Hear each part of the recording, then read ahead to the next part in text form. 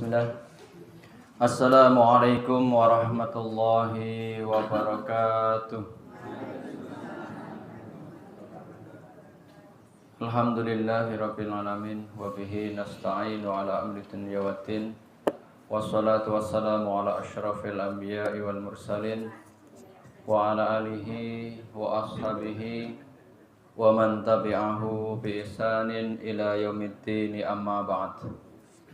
Jamaah pengajian yang dirahmati Allah Subhanahu wa taala, mari kita bersyukur kepada Allah Subhanahu wa taala yang sampai hari ini masih memberikan kenikmatan-kenikmatannya kepada kita, tidak pernah berhenti sedetik pun. Selalu Allah Subhanahu wa taala mencurahkan kenikmatan-kenikmatannya kepada kita, dan mestinya kita selalu bersyukur kepada Allah Subhanahu wa taala apapun kondisi kita.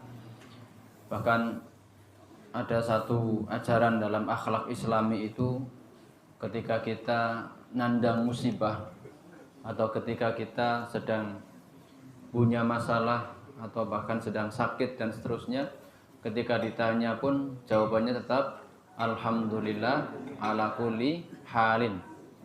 Alhamdulillah ala kulli halin. Segala puji bagi Allah dalam kondisi apapun ya. Karena sudah saya sampaikan bahwa ketika Allah Subhanahu wa taala memberikan ujian kepada kita, satu ujian, maka nikmat Allah masih lebih banyak. Ketika Allah mengambil sesuatu dari kita, satu nikmatnya, contohnya yang dulu saya ceritakan, Urwah bin Zubair punya anak 7 diambil 1, punya lengan 2, kaki 2, diambil kaki 1. Maka ketika orang-orang bertakziah ke rumah beliau untuk turut berduka atas meninggalnya anak dan berbarengan hilangnya 1 kaki, maka kata beliau, tidak perlu berduka. Ya, karena apa? Selalunya yang ditinggalkan Allah itu lebih banyak. Allah mengambil anak 1, masih sisa 6. Allah mengambil kaki 1, masih sisa 4 anggota, 2 tangan dan 1 kaki. Maka jawabannya tetap alhamdulillah ala kulli halin.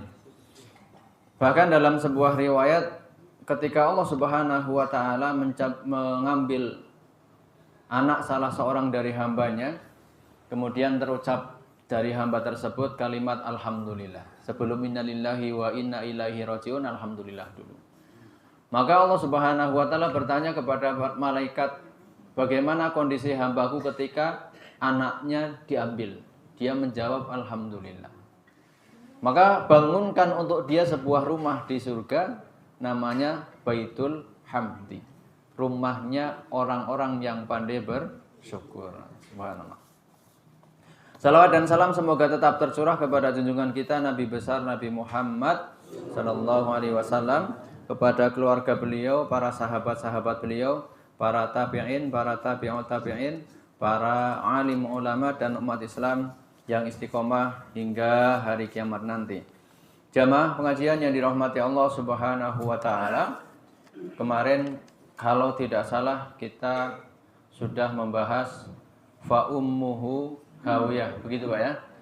Wa amma man khaffat mawazinuhu fa ummuhu hawiyah. Adapun orang-orang yang ringan timbangan amal kebaikannya, maka fa ummuhu. Ummun pertama kemarin artinya apa? Ibu. Tetapi di sini kenapa disebut fa ummuhu hawiyah? Artinya diartikan oleh para ulama, ummun di sini artinya tempat kembali. Karena biasanya ibu itu tempat kembali untuk anak-anaknya. Bahkan tempat kembali untuk suaminya juga ya. Pulang kerja ya, sampai rumah makanan sudah cemepak di meja tapi istri tidak ada.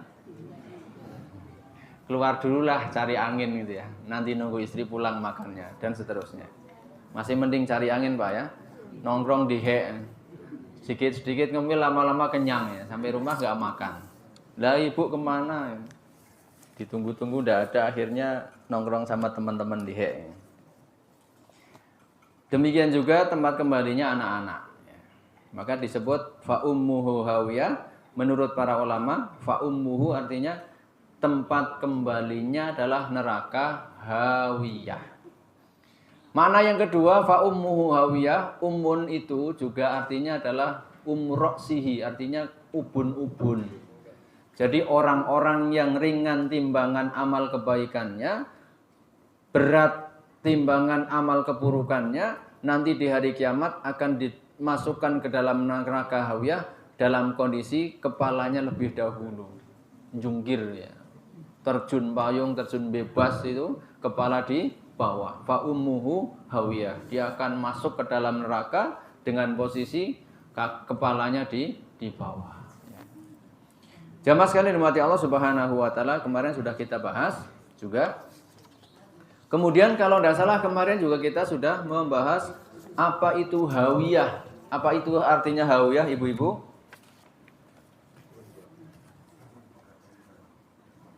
Bapak-bapak, hawiyah itu artinya adalah ya,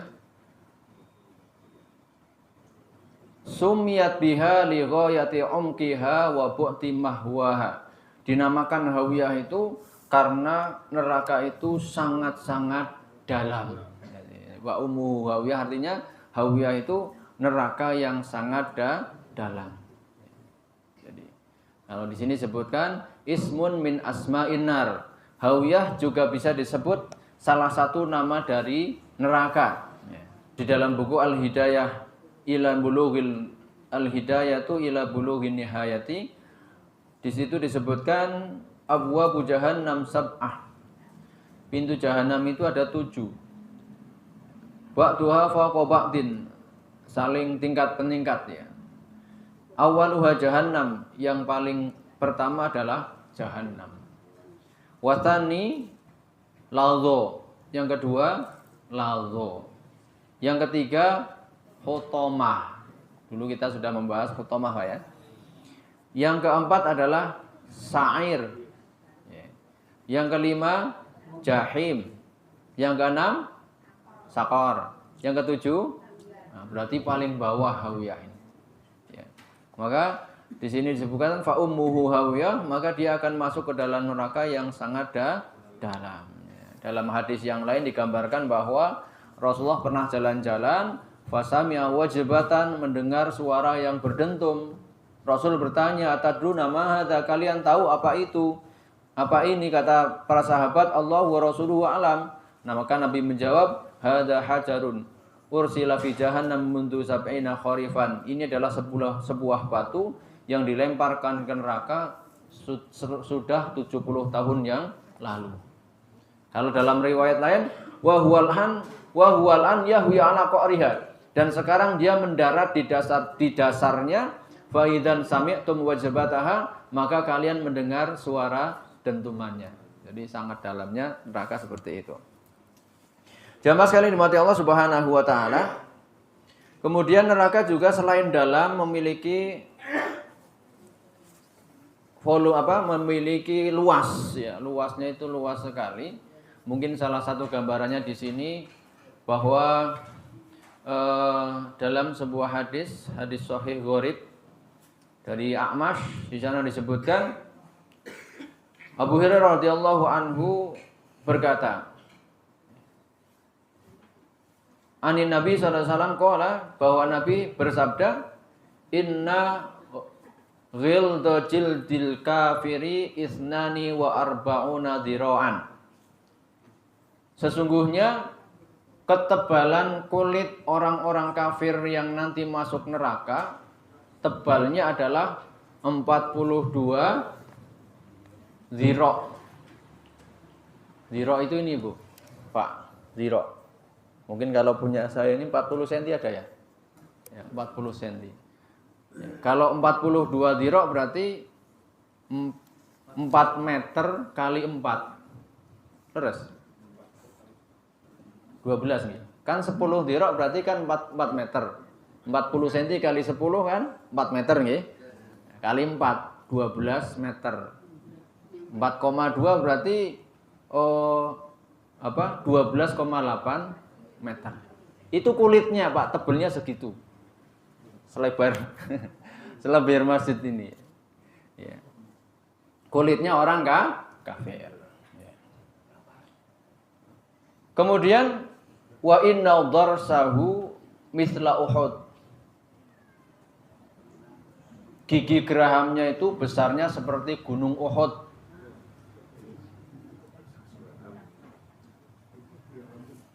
Gigi geraham yang satu ini, Pak. Jadi kalau 32 gigi tersusun itu kayak 30 gunung berjejer-jejer. Ya kan satunya aja seperti gunung Uhud. Kalau begitu bagaimana tempat duduknya?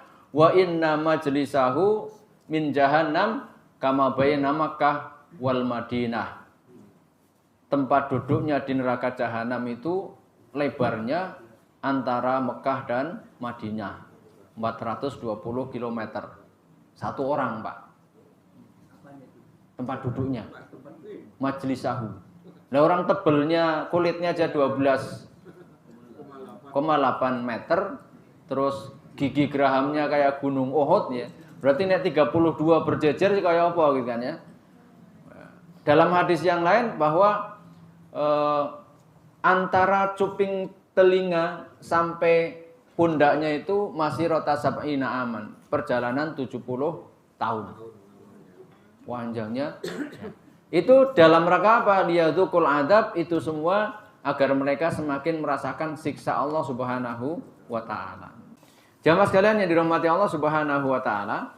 Kemudian yang terakhir, wa ma adraka ma hiyah, tahukah apa itu neraka hawiyah?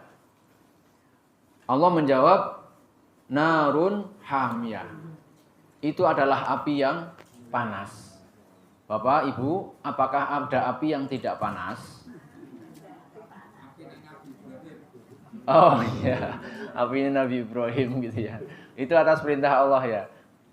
Maksud saya bahwa di mana-mana walaupun itu api lampu teplok, api dari korek jas ataupun korek gas, yo tetap panas. Ya. Di sini Allah Subhanahu wa taala mensifati narun hamyah, sebetulnya ketika kita mendengar api itu aja sudah panas. Maka ketika Allah Subhanahu wa taala mensifati api itu dengan api narun hamyah, maka itu bukan sembarang api yang panas, tetapi menurut para ulama di sini ya, dalam Al-Qur'anul Azim tulisannya At-Tabrani, beliau mengatakan narun qad tanahat hararatuha muntahaha, yaitu api yang panasnya sudah sampai pol, sudah sampai klimaksnya, sudah panas sekali, narun hamyah. Ya. Kalau di dalam surat Al-Humazah itu narullahil muqadah, yang selalu hidup, selalu nyala, tidak pernah mati. Narullahil muqadah, hidup ya. Maka kita lihat bagaimana kabar dari Rasulullah SAW dalam riwayat At-Tirmidzi, beliau mengatakan, uqida 'alan nari alfasanatin hatta ihmarrat. Api neraka itu dinyalakan selama 1000 tahun sehingga warna apinya memerah. Warna apinya memerah. Jadi api yang warna merah itu panasnya masih dasar, masih panas-panas biasa ya. Tsumma uqida 'alaiha alfasanatin hatta ibyaddat. Kemudian dipanaskan lagi 1000 tahun sehingga berwarna putih. Bukan biru, Pak. Putih. Itu sudah panas. Level yang ketiga, tsumma uqida 'alaiha alfasanatin hatta iswadat fahiya saudaun mudlimah. Kemudian dipanaskan lagi 1000 tahun hingga warnanya hitam pekat, fahiya saudaun mudlimah, dan neraka itu adalah tempat yang gelap gulita. Gelap gulitanya bukan karena tidak ada lampu, tapi karena apinya sudah sampai pada muntahaha, sudah sampai pada level tertinggi panasnya. Tidak lagi merah, tidak lagi biru, tidak lagi putih, tapi sudah menghitam. Itu sudah panas banget. Ya. Makanya neraka itu adalah tempat yang gelap pekat. Jamaah sekalian dimati Allah Subhanahu wa taala. Ya. Maka saya teringat dengan sebuah hadis, az-zulmu dzulumatu yaumal qiyamah. Kezaliman, zalim itu bisa menyakiti seseorang, mengambil haknya orang lain, itu namanya kezaliman ya. Zulmatu yaumal qiyamah, balasannya adalah kegelapan di hari kiamat. Maksudnya kegelapan ya dimasukkan ke tempat yang gelap, apa itu? Neraka. Az-zulmu zulmatun yaumal qiyamah. Maka jangan sekali-kali menzalimi orang lain. Ya, jadi narun hamiyah, ini menurut Imam At-Tabrani dalam tafsirnya adalah maknahu narun qad tanahat hararatuha muntahaha, yaitu api yang sudah level panasnya sudah pol, sudah terakhir. Yaitu kalau keterangan dari Nabi warnanya sudah menghitam. Ya. Mari kita bandingkan dengan keterangan dari Nabi Shallallahu Alaihi Wasallam. Ya. Berkenaan dengan api-api yang ada di dunia. Dari Abu Hurairah, Nabi bersabda, "Naru bani Adam allati tuqiduna juz'un min sab'ina juz'an min nari jahannam." Qalu ya Rasulullah, in kanat lakafiyah, faqala innaha fudilat 'alaiha bitis'ati wa sittina juz'an. Ya. Nabi mengatakan bahwa api yang ada di dunia ini, anak apinya manusia, itu adalah 1/70-nya dari neraka jahanam. Ya. Dalam riwayat lain, ya, sudah 1 dari 1/70-nya, jadi lebih ringan 69. Ya, maksudnya kalau neraka jahanam berarti ditambah 69 kalinya. Kata Rasulullah, wa duribat bil bahri marrataini, sudah 1/70-nya ditambah sudah dicelupkan ke dalam segoro apa artinya? Laut ya. Fil bil bahri, sudah dicelupkan ke dalam laut marrataini 2 kali. Jadi 1/70-nya itu sudah didinginkan dulu. Sudah diendapkan dulu 2 kali. Walaula dzalika ma ja'alallahu fiha manfaatan li ahadin. Kalau tidak demikian, kalau tidak dicelupkan dulu 2 kali di lautan, maka Allah tidak akan api itu tidak akan bermanfaat untuk manusia. Justru menjadi petaka. Jadi panasnya itu sudah dikondisikan. Sudah 1/70-nya, kemudian dicelup dulu ke dalam lautan berapa kali? 2 kali. 2 kali. Agar panasnya tidak terlalu. Dan kata Rasulullah, walau la dzalika, seandainya tidak demikian, ma ja'alallahu fiha manfaatan li ahadin, Allah tidak akan menjadikan api itu bermanfaat untuk manusia. Jamaah sekalian yang dirahmati Allah Subhanahu wa taala, maka dari keterangan dari keterangan surat Al-Qari'ah ini yang berujung pada kita mengenal macam-macam neraka, di antara di sini adalah neraka hawiyah yang sangat dalam, dan Allah mensifati yang paling bawah neraka hawiyah itu apinya api yang sangat panas ya, muntaha, kan begitu. Selamanya api itu yang paling panas kan, yang sumbernya apa ya, paling bawahnya kan kalau ada api. Maka di sini ketika para ulama mengatakan bahwasanya wa ma adraka ma hiyah, tahukah kalian apa neraka hawiyah itu? Narun hamiyah, yaitu neraka yang panas. Maksudnya adalah neraka yang panasnya sudah sampai pada puncaknya, sudah menghitam di sini menurut keterangan Nabi warna apinya. Jadi itu ya. Dan itu juga tempatnya nanti ada dalam sebuah hadis, dalam sebuah ayat, innal munafiqina fid darkil asfali minan nar, bahwa tempatnya orang-orang munafik itu di situ, di kerak neraka yang paling dalam ya. Maka jangan sampai kita kejangkiti penyakit nifaq. Jamaah sekalian dirahmati Allah Subhanahu wa taala ya. Lalu seperti apa panas api neraka yang paling ringan? Dalam hadis riwayat Abu Hurairah sama, wa inna ahwanu ahlin nar adzaban man lahu na'lani yaghli minhuma dimaguhu. Nah, siksa yang paling neraka yang paling ringan diberikan kepada seseorang adalah dia dipakaikan sendal dari neraka yang mendidih adalah ubunnya. Ya, yang mendidih ubun-ubunnya.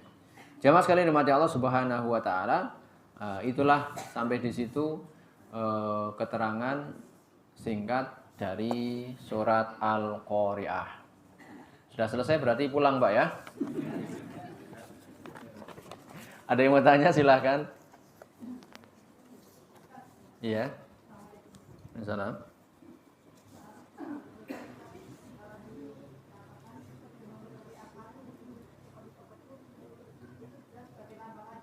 Pripun? Nggih.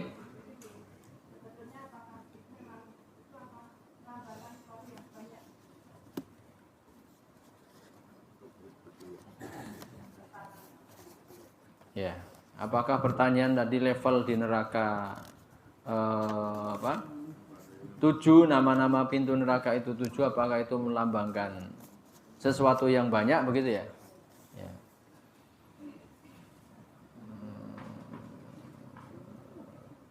Ini saya belum bisa jawab ya, karena ini juga bukan pernyataan hadis dari Nabi, tetapi nama-nama ini ada di dalam Al-Qur'an semua. 7 nama ini ada Jahannam ya, ada Ladho, ada Hutamah, Sa'ir, Jahim, Sakor ya, Hawiyah ya. Dan masih ada lagi nama-nama yang lain kayak Zamhariro begitu kan ya. Kayak Wail begitu kan ya. Jadi ya bisa jadi ini menandakan lambang bahwa 7 itu ya bukan maksimal ya, tetap masih ada yang lain. Ini juga saya belum mengecek apakah ini, yang jelas ini bukan hadis ya. Saya nanti ngecek ini pernyataan siapa ya. Nanti juga akan saya buka lagi dalam bukunya Sulaiman Al-Ashqar. Beliau menulis buku judulnya Al-Jannatu wan Nar, surga dan neraka ya. Saya pernah baca, cuma sudah lupa nanti saya sampaikan tingkatan-tingkatan di neraka apakah sampai 7 di sini atau lebih. Gitu Bu ya. Insyaallah itu PR untuk saya. Kan jarang murid ngasih PR Pak ya. Sekali-sekali gitu. Kalau tidak ada kita lanjutkan kan ke surat Al-Adiyat ya. Wal adiyati dhabha. Hafal semua Bapak Ibu? Insyaallah. Jamaah sekalian dirahmati Allah Subhanahu wa taala. Surat Al-Adiyat ya. Secara bahasa, secara terjemahan ya, Al-Adiyat itu diartikan sebagai kuda perang. Al-Adiyat ya. Di sini wal adiyati dhabha, demi kuda perang yang berlari kencang ya. Jamaah sekalian dirahmati Allah Subhanahu wa taala. Yang pertama, surat Al-Adiyat ini menurut para ulama digolongkan sebagai surat Makkiyah ya, yaitu surat yang turun sebelum Rasulullah hijrah ya. Kalau Madaniyah, surat atau ayat yang turun setelah Rasulullah hijrah ya. Saya searching, cari-cari di tafsir-tafsir ya, tentang keutamaan surat Al-Adiyat ini. Tidak ada, sependek pengetahuan saja, sependek pencarian saya, belum mendapatkan hadis yang menyebutkan tentang keutamaan surat Al-Adiyat. Bukan berarti tidak utama. Seluruh surat ayat di dalam Al-Quran itu adalah wahyu Allah Subhanahu wa taala ya, yang muta'abbad bitilawatihi, kita baca itu bernilai ibadah, satu hurufnya bisa bernilai 10 kebaikan bahkan lebih ya. Berarti itu adalah keutamaan, mukjizat dari Allah Subhanahu wa taala. Yang dimaksud saya belum mendapatkan keutamaan adalah keutamaan khusus. Karena kadang-kadang ayat atau surat itu ada kabar dari Nabi, ini keutamaannya ini ya. Contohnya ketika Abu Hurairah radhiyallahu anhu menjaga Baitul Mal. Jadi Abu Hurairah itu pernah menjaga Baitul Mal. Apa itu Baitul Mal, Bu? Rumah untuk menampung harta-harta zakat. Mulai dari gandum, mulai dari perak, emas dan seterusnya ada di situ uang. Di malam hari kok terdengar suara kayak ada orang berisik. Ketika dicek ternyata ada pencuri, Pak. Ditangkap sama Abu Hurairah. Kamu nyuri? Iya katanya. Tak laporkan ke Rasulullah, jangan. Kapok saya sekarang saja, tapi saya nyuri karena butuh. Karena saya memang perlu, ya sudah Akhirnya dibiarkan ngambil seperlunya, tidak banyak-banyak Pak. Jangan datang lagi, besoknya datang lagi Pak. Datang lagi. Butuh lagi ya. Ketangkap lagi. Ya. Ini dalam syariat Islam memang wasariqu wasariqatu faqta'u aydiyahuma jazaa'an bima kasaba nakala minallah. Dalam surat An-Nisa kalau nggak salah. Pencuri laki-laki dan perempuan kalau ketangkap dan yang dicuri adalah barang yang sudah mencapai ukuran tertentu, maka potonglah tangannya. Gitu. Kalau nggak salah, 1/4 dinar. 1/4 dinar. Jadi kalau ada orang mencuri 1/4 dinar, 1 dinar itu 1/4 gram emas, 4.250.000 berarti 1/4-nya. 1.075.000 ya. Mungkin ya. Nah, hitung sendirilah. 1 juta lebih lah. Nah, itu kalau nyurinya dari tempat penyimpanan dan seterusnya, itu bisa kena potong tangan. Ya. Tapi kalau mencurinya karena butuh, kalau nggak nyuri anak istrinya mati, begitu ya. Dan nyurinya dari mungkin rumahnya orang kaya, apalagi orang kaya yang pelit, nggak pernah zakat, nggak pernah infak ya. Nah, itu bisa terbebas dari hukuman potong tangan, begitu ya. Nah, pencuri ini sama. Yang kedua ketangkap lagi, saya butuh betul. Dilepaskan lagi sama Abu Hurairah. Dan yang ketiga kali datang ketangkap lagi. Saya nggak bisa mentolerir Anda. Udah janji 2 kali, ternyata ini datang untuk yang ketiga kali. Tolonglah. Saya sumpah besok tidak datang lagi. Sebagai gantinya kamu saya ajarin 1 surat, 1 ayat. Duh, kok maling ngajari ayat gitu ya. Apa itu? Idza awa ila firasyika faqra ayatal kursi. Kalau kamu mau tidur, bacalah ayat kursi. Maka dari kamu tidur sampai pagi hari akan dijaga oleh Allah Subhanahu wa taala. Maka Abu Hurairah tertegun, maling kok ngajari gitu. Dilepas, cerita sama Rasulullah, ini aneh wahai Nabi. Ceritanya begini sampai terakhir kali malingnya ngajari supaya saya baca ayat kursi ketika mau tidur. Kata Nabi, maling itu ada benarnya, tapi dia juga bohong. Benarnya ketika ngajari kamu, kalau mau tidur baca surat ayat kursi, itu benar. Kalau kita mau tidur baca ayat kursi itu akan dilindungi oleh Allah Subhanahu wa taala sampai pagi hari. Tapi bohongnya ya tadi itu. Sampai 3 kali datang. Padahal sudah berjanji tidak akan datang. Dan kata Rasulullah, itu adalah jin yang menyerupai manusia. Jin yang menyerupai manusia yaitu skenario Allah rencananya Allah Subhanahu wa taala untuk mengajari manusia.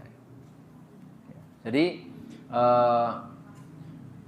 begitu ya. Jadi itu namanya fadilah, keutamaan khusus ayat kursi. Kalau secara umum Al-Quran itu mujizat. Al-Quran itu syifa'un lima fi sudur. Ketika kita membaca maka itu obat hati. Bisa menyejukkan jiwa, mengobati penyakit hati. Kemudian berpahala bagi orang yang membacanya. Akan meninggikan derajat di surga nanti. Iqra' wartaqi kata Allah. Bacalah dan terus naik. Jadi orang yang suka membaca Al-Quran di dunia itu nanti di akhirat suruh baca. Derajatnya naik terus. Iqra' wartaqi. Karena derajatmu akan berhenti di akhir bacaanmu. Semakin banyak kita baca Al-Quran, maka akan semakin tinggi derajatnya. Nah, itu adalah keutamaan secara umum. Nah, yang dimaksud saya di sini, setelah saya cari-cari, tidak ada keutamaan dari surat Al-Adiyat ini keutamaan khusus. Keutamaan khusus ya. Contohnya kayak keutamaan yang sudah kita bahas surat At-Tin ya, Wat-Tini Waz-Zaitun gitu kan ya. Nah, itu di situ bahwa akan terbebas dari haram Pak ya, penyakit pikun gitu ya. Atau orang yang membaca surat Al-Mulk ya, keutamaan khususnya akan terbebas dari siksa kubur ya. Nah, itu namanya keutamaan khususnya. Al-Adiyat ini saya cari tidak ada. Jamaah sekalian dimati Allah Subhanahu wa taala, Adapun sababun nuzul. Sababun nuzul itu apa, Pak? Sebab turunnya ayat. Nah, sebab turunnya ayat ini juga tidak mesti ada. Tidak semua Al-Qur'an, ayat-ayat Al-Qur'an, surat-surat di dalam Al-Qur'an ada asbabun nuzul. Kadang-kadang Allah ingin menurunkan Al-Qur'an, ya ibtidaan bahasanya para ulama, memang ingin menurunkan wahyunya dalam rangka menjelaskan syariatnya, dalam rangka memberikan kabar tentang hari kiamat mungkin, dalam rangka memberikan kabar tentang kisah umat-umat terdahulu dan seterusnya. Namanya ibtidaan. Memang Allah ingin menurunkan ayat atau surat, memang saatnya untuk turun. Tapi ada kalanya surat-surat atau ayat itu turun karena sebab. Contohnya surat Al-Lahab gitu ya. Tabbat yada abi lahabiu watab. Ya, masih ingat ya sebabnya nopo? Abu Lahab menghina Nabi. Jadi Nabi Muhammad mengumpulkan orang-orang ya. Ya ma'syarul Quraisy istami'u, wahai orang-orang Quraisy, kumpul, semuanya kumpul. Kemudian Nabi naik ke atas bukit. Ya, kemudian kata Nabi, ya, kalau saya beritahu kepada kalian dari belakang bukit Abu Qubais, di Mekah ada namanya bukit Abu Qubais. Dari belakang bukit Abu Qubais ini ada sepasukan berkuda yang akan menyerang kalian. Kalian percaya enggak? Kami percaya. Ma jarabna laka kadiban. Kami tidak pernah mendengar engkau dusta wahai Nabi. Jadi modal utama Nabi untuk menjadi Nabi itu sudah punya, yaitu kepercayaan. Dan ini modal segala hal. Berteman juga modalnya. Kalau kita percaya, punya teman percaya, bisa dipercaya itu nyaman. Bisnis relasinya bisa dipercaya, yo aman ya. Bahkan kita berkeluarga, istri percaya pada suami, suami percaya pada istri, aman. Dalam bermasyarakat saling percaya juga aman gitu ya. Maka Nabi memiliki modal yang sangat luar biasa, dipercaya oleh masyarakat Quraisy saat itu. Tetapi ketika beliau menyampaikan ini aku mengingatkan kalian tentang dari azab yang sangat pedih, maka ucapkanlah la ilaha illallah, kalian akan beruntung. Ketika mendengar ucapan, disuruh mengucapkan la ilaha illallah, Abu Lahab tampil ke depan sambil mengibaskan tangannya, tabban laka ya Muhammad alihada jama'tana. Celaka engkau ya Muhammad, apa untuk urusan seperti ini kamu mengumpulkan kami? Maka turunlah, yang celaka bukan Nabi Muhammad tapi tabbat yada abi lahab wa tab. Itu namanya asbabun nuzul, sebab turunnya ayat. Kalau hadis namanya asbabul wurud, sebab terjadinya hadis. Karena ada hadis kan dari Nabi, lisan ya, lisan atau fi'il ataupun iqrar, pembenaran. Kalau ayat itu kan nuzul itu berarti Al-Qur'an itu dari atas. Dari atas. Diturunkan Allah Subhanahu wa taala dari langit. Langit mana, Pak? Langit atas. Langit dunia ya. Jadi pertamanya Al-Qur'an itu berada di di Lauhul Mahfuz. Jadi Al-Qur'an itu sudah ada sebelum Nabi diutus, itu sudah ada. Dari Alif Lam Mim, dari Al-Fatihah sampai An-Nas itu susunannya sudah seperti itu. Tempatnya di Lauhul Mahfuz. Kata Ibnu Abbas, fusila dzikri min Lauhil Mahfuz. Ketika malam Lailatul Qadar, ya, Al-Qur'an itu diambil dari Lauhul Mahfuz, kemudian dibawa oleh malaikat Jibril, diturunkan bukan ke bumi, ke langit dunia, disimpan di sebuah tempat namanya Baitul Izzah. Jadi di langit kita, langit dunia itu ada sebuah tempat yang mestinya ini gaib, Pak ya. Kita tanya kepada para pilot, pernahkah lihat bangunan di langit? Yunda ya. Ini gaib gitu ya. Ini gaib. Bahwa di atas langit kita, menurut para ulama tepatnya kalau diurut-urutan di atas Ka'bah, kalau naik lagi maka sampai pada arsy Allah Subhanahu wa taala. Ya. Jadi di Baitul Izzah itu tempat disimpannya Al-Qur'an ya. Kemudian dari Baitul Izzah itu diturunkan kepada Nabi Muhammad sesuai dengan keperluan, sesuai dengan kondisi. Contohnya ayat surat yang pertama turun surat Al-Alaq 1 sampai 5. Enggak seluruhnya, 5 saja. Nah, kemudian itu berjalan selama 23 tahun. Kalau dari inna anzalnahu fi lailatul qadar, kami menurunkan Al-Qur'an itu di malam Lailatul Qadar, itu maksudnya ketika pertama kali turun dari Lauhul Mahfud sampai ke Baitul Izzah, dan itu di malam Lailatul Qadar. Loh kan Al-Qur'an enggak semuanya, maksudnya kalau yang turun kepada Nabi tidak semuanya di Lailatul Qadar. Di luar puasa juga ada ayat-ayat yang turun. Loh katanya fi Lailatul Qadar berarti semuanya Al-Qur'an diturun di Lailatul Qadar. Iya, itu turun secara keseluruhan. Satu gelundung Al-Qur'an itu dari Lauhul Mahfud disimpan di Baitul Izzah. Nah, itu yang turun sekaligus fi Lailatul Qadar.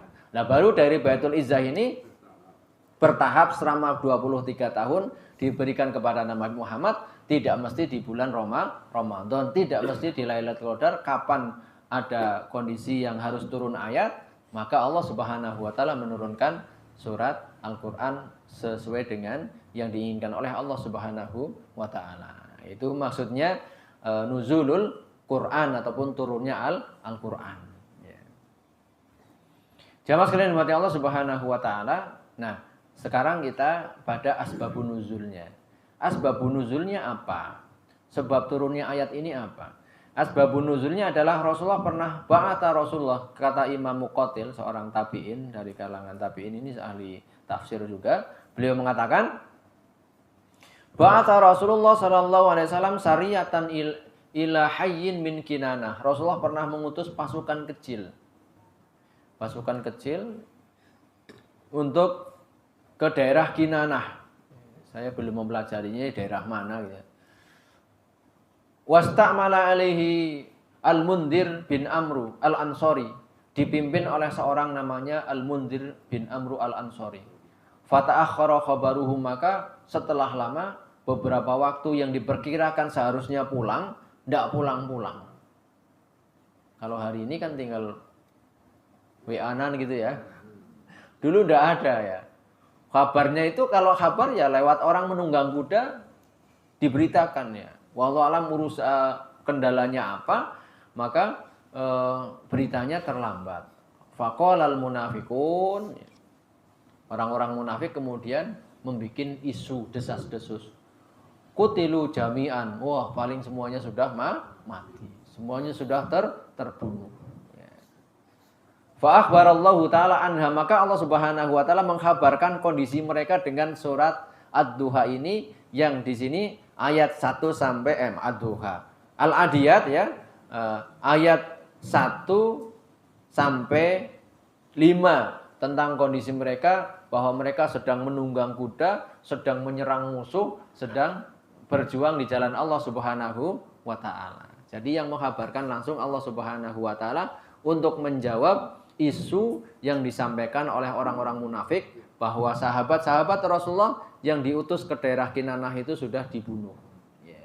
Fa'anzalallahu ta'ala wal adiyati dhabha, yakni tilkal khail, bahwa mereka yang berkuda itu dalam kondisi ini, kalau kita lihat ayat 1 sampai 5 ini menggambarkan bahwasanya mereka sedang menyerang. Kuda mereka masih berjalan gagah perkasa dan seterusnya di sini. Ayat 1 sampai 5. Itu namanya sababun nuzul, sebab turunnya ayat. Jamaah sekalian dimati Allah Subhanahu wa taala. Azan Pak ya? Iya, berarti kayaknya cukup sampai di sini dulu, sampai sababun nuzul ya. Sebab nanti kalau kita lanjutkan tidak selesai, menggantung ya.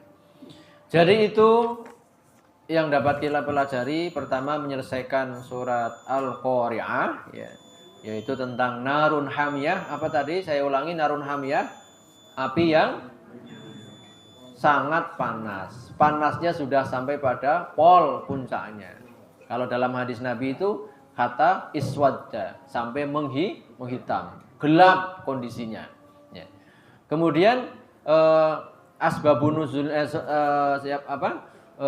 Al-Adiyat ini asbabun nuzulnya adalah desas-desus dari orang-orang munafik bahwa utusan Nabi ke daerah Kinanah semuanya telah terbunuh. Maka Allah menjawab untuk mengkabarkan mereka masih aman-aman saja, bahkan masih terus berjuang dengan menaiki kuda mereka. Masya Allah ya, yang mengkabarkan langsung Allah Subhanahu wa Ta'ala. Nah, itu asbabun nuzulnya. Sedangkan keutamaan secara khusus tidak disebutkan, ya, dan ini diturunkan di Makkah, sebelum Rasulullah SAW hijrah atau Makkiyah. Saya kira cukup sampai di sini. Sebelum saya akhiri, barangkali yang mau ada yang bertanya silahkan, tapi jangan jadi PR lagi. Monggo Bu.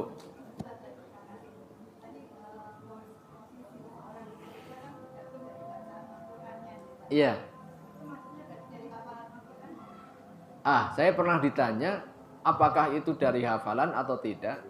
Perlu saya jawab bahwa membaca itu ada dua.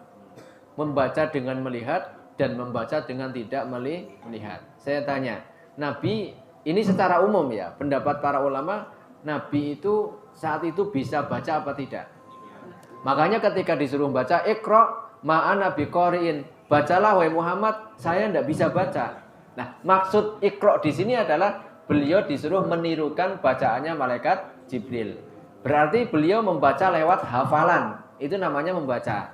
Ada juga yang membaca lewat melihat, namanya membaca bin nadhar, membaca dengan melihat. Nah, sementara Ibu ya, jadi dua-duanya. Baik itu menghafal lewat hafalan, membaca lewat hafalan, atau membaca lewat apa? Al-Quran, ya, insya Allah dua-duanya akan mendapat posisi Iqra, bacalah, fa inna akhira manzilataka, sesungguhnya akhir kedudukan adalah fi akhiri matakro, di dalam di dalam apa, berdasarkan ayat yang terakhir kamu baca. Jadi begitu. Itu baik lewat hafalan maupun lewat bacaan. Nah, kalau cuma yang lewat hafalan, kasihan mereka yang rajin sebulan khatam 30 juz dengan membaca, bukan dengan hafalan, ya, kasihan sekali. Maka sementara sepaham saya bahwa itu berlaku umum, karena tidak ada keterangan bahwa ini khusus untuk orang yang hafal Al-Quran. Tetapi siapapun yang membaca Al-Quran, maka posisinya akan semakin dinaikkan oleh Allah Subhanahu wa Ta'ala, baik membaca dengan hafalan maupun membaca lewat tulisan, sama saja. Ngoten nggih? Yang mungkin bacanya belum lancar, masanya, wah saya kok nggak bisa baca lancar. Ya sudah, mumpung punya hafalan Al-Ikhlas, udah terus baca aja Al-Ikhlas. Bukan hanya 3 kali ya. Oh iya, sudah 3 kali sudah hatam. Artinya habis maghrib saya mau baca koyo belum bisa, tapi saya hafal surat An-Nas sama Al-Falaq. Ya sudah, baca terus surat Al-Falaq sama An-Nas, baca terus surat Al-Ikhlas, baca terus Al-Fatihah. Itu sama Pak pahalanya, Pak. Setiap huruf mendapatkan 10 kebaikan, bahkan lebih dari itu. Lah daripada nggak baca Al-Quran, mau baca nggak bisa, hafalan mentok di Qul 3, Qul huwallahu ahad, Qul a'udzu birabbil falaq, Qul a'udzu birabbin nas, sudah selesai sudah. Enggak, ulangi lagi terus. Enggak apa-apa. Ya. Karena sama, pahalanya sama. Tidak dikhususkan harus seluruh Al-Quran, tidak. Tetapi setiap yang kita baca, walaupun itu berulang-ulang, pahalanya tetap sama. Gitu. Apalagi tadi ya ada Al-Ikhlas seperti rubul Quran, 1/4 Pak. Bukan sepertiga ya? 1/3. Berarti 3 kali khatam Al-Quran ini. Ya. Jamaah sekalian yang Allah Subhanahu wa Ta'ala, mari terakhir saya sampaikan hadis Nabi, inna idzamal jaza ma'a idzamil bala. Ya, bahwa besarnya pahala yang kita dapatkan itu bersama besarnya ujian cobaan yang kita dapat. Kalau kita yang ringan-ringan saja bacanya, ya tidak sama dengan mereka yang sungguh-sungguh baca betul-betul dalam sehari bisa khatam 1 juz. dalam 1 bulan bisa khatam 30 juz. Ya tidak sama dengan orang yang bacanya cuma sekedarnya. Jadi semakin banyak yang kita kerjakan, semakin banyak pahala dari Allah Subhanahu wa taala. Demikian jamaah sekalian dirahmati Allah Subhanahu wa taala, semoga bermanfaat. Kurang lebihnya kami mohon maaf. Akhiru da'wana alhamdulillahirabbil alamin. Wassalamualaikum warahmatullahi wabarakatuh.